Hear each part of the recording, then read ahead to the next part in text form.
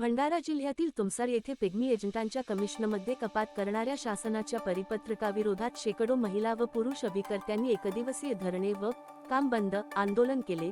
महाराष्ट्र राज्य पतसंस्था अभिकर्ता संघटनेच्या नेतृत्वाखाली झालेल्या या आंदोलनामुळे सहकारी पतसंस्थांच्या दैनंदिन ठेव संकलनावर परिणाम झाला। आंदोलकांनी कमिशन 2.5% ऐवजी किमान 5% करण्याची, पतसंस्थांची स्वायत्ता पूर्ववत करण्याची आणि अतिरिक्त कामांसाठी स्वतंत्र मोबदला देण्याची मागणी केली।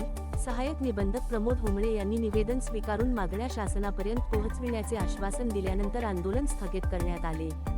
या प्रश्नावर तोडगा काढण्यासाठी जून 12 रोजी पुणे येथे राज्यस्तरीय बैठक होणार असून मागण्या मान्य न झाल्यास राज्यव्यापी आंदोलनाचा इशारा देण्यात आला। बदलायला बाध्य केला होता। तसेच पुन्हा नियामक आयोग लावून आमच्या गोरगरीब या अभिकर्त्यांवर जे घरोघरी जाऊन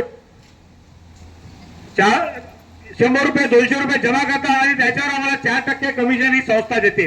ही संस्था स्वायत्त संस्था आहे। शासन या संस्थेला कोणत्या प्रकारचा अनुदान देत नाही, पैसे देत नाही।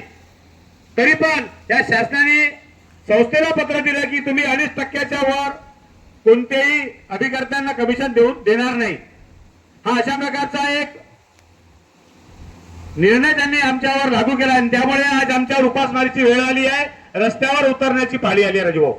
त्यामुळे आज आम्ही या पहिल्या आंदोलनाचा पवित्रा घेत धरणा आंदोलन आम्ही सहकार खात्याचे कार्यालय उपनिबंधक यांच्या समोर केलं आहे। याच्यावर आपणही शासनाची भांडावा, आपणही विधानसभेमध्ये आमचा प्रश्न लावून धरावा। आता गाडीवर मोबाईल नंबर नाही तर इमर्जन्सी QR कोड लावा, जे तुम्हाला अडचणीच्या वेळी मदत करेल।